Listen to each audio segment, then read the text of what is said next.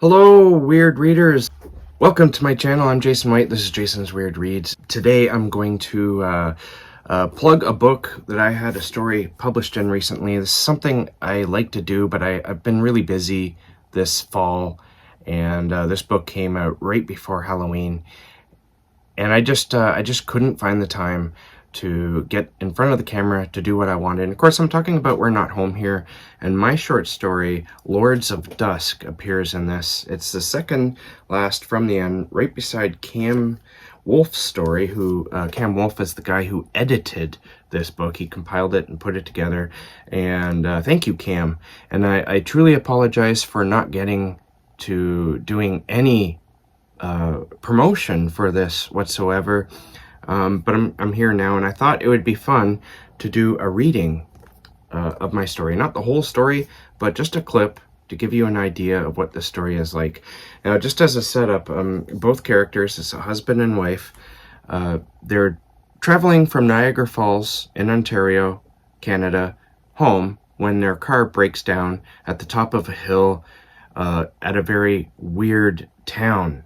And their car is getting fixed. They had to stay the night. The garage is like right beside the hotel where they're staying, and there's like nobody there. So it's kind of weird that there's this giant hotel. It's also weird that there's no phones anywhere.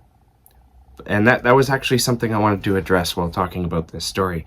Is writing horror these days is very difficult because of cell phones. Horror works best if you're talking about isolation, if you use isolation as a tool. It's unfortunate cell phones have really taken that away. I honestly don't find the whole cell phone issue a thing, because even in this story I could have very much used them phoning people and them not being able to find them, or the town that they're trapped in.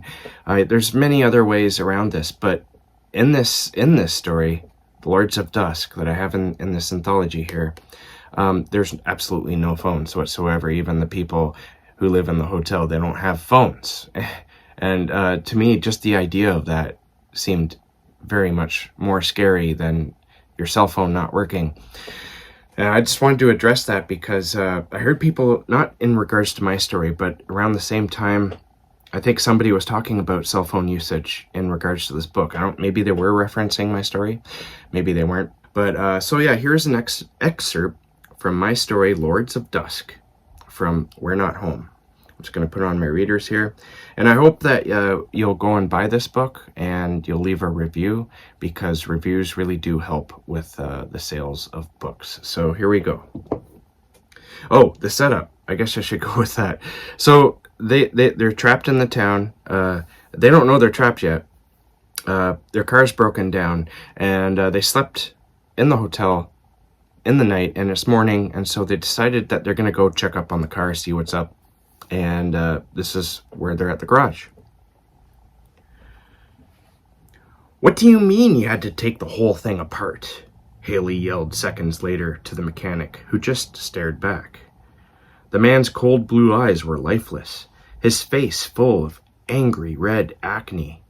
Before them, the Audi lay in pieces on the garage floor. The mechanic's jumpsuit had the name Joe stitched onto a patch in red thread sewed over the heart. The man's gaped mouth turned into a smile, showing off a set of crooked and sharp teeth. "You want your car fixed, right?" he said. Leonard tried to keep his rising panic to a minimum, but was failing. Haley's hands gesticulated as she spoke, waving in the air around her head. Her face was red. It wouldn't be long before she lost control. "Last night you said it was the transmission, that you could have it fixed by this morning. You said nothing about taking the whole damn thing apart." The Valium Leonard kept in a small container on his keychain called to him. It wasn't just the pills. When he made it home tonight, he was going to down more than a couple stiff drinks along with the Valium. Leonard put a hand on Haley's shoulder. She visibly calmed at the touch. She soon pulled away to rub at the purple vein popping out on her forehead.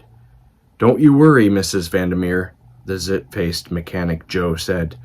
The smile never left his lips. "It wasn't the transmission, no siree. But when I'm done with her, she'll never break down again. You stay one more night, and she'll be ready by morning." "Can we rent a car?" Haley said. "This isn't the 1950s. We can't just hang out for a couple of days. We need to be back home. We have business meetings, people who depend on us." "Your reception out here is horrible," Leonard added. "And why can't we find a phone?" They tried to phone Haley's mother several times last night without any luck. Their data also didn't work. These only added to Leonard's anxiety, but the worst was that the hotel room didn't have a phone. I mean, what type of hotel doesn't have telephones in their rooms? "We don't really use cell phones around here," Joe said. "Or any kind of phone. Don't need them." "No shit," Haley said. "What the hell are we supposed to do until tomorrow then?" The anger was returning to her voice again. Worse, there was fear in her words, something Leonard rarely heard. "You don't worry your pretty little head," Joe said. He leaned toward her, his face nearly the size of Haley's entire torso. He touched her nose with a giant greasy finger, the smile never leaving his lips, his cold, lifeless eyes digging holes into her own. "The Lord sent you." "There's going to be a town party tonight. There's going to be a full moon.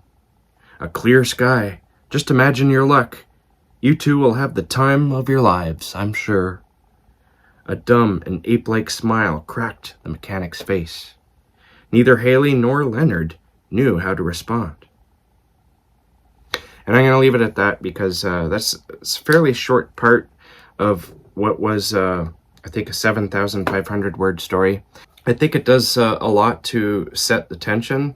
That's the moment in this story where both Haley and Leonard realize that there's something much, much more sinister going on in this little town than they originally thought. So thank you very much for listening. And I hope again that you'll go by We're Not Home, and that when you're done reading it, you'll leave a review. And my apologies, there was somebody who reached out to me wanting to do a video in collaboration for this, but like I said, it was just at the end of October, and it's a pretty chaotic time of the year for me, and I just wasn't able to do it, so my apologies to them. And thank you everyone for listening. Keep being creative and keep being safe, and I'll catch you guys in the next bookish video.